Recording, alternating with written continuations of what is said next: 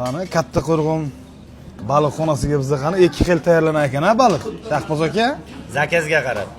Xohlaganingizdek, sousli desa sousli, qovurilgan desa qovurilgan. Ishdan keyin zo'r ketadi-da bu. Usta bolaga tavsiya. Tavsiya qani? Oho, gap yo'q. Yangi hayot tumanida joylashgan, kelaverasizlar katta o'ringa.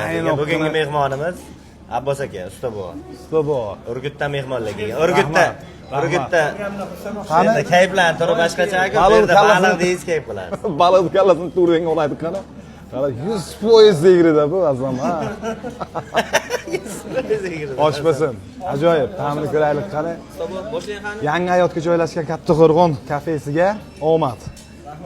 Rahmat. Usta bova masalan remontga borasizlar-ku bu joyga ishlagan.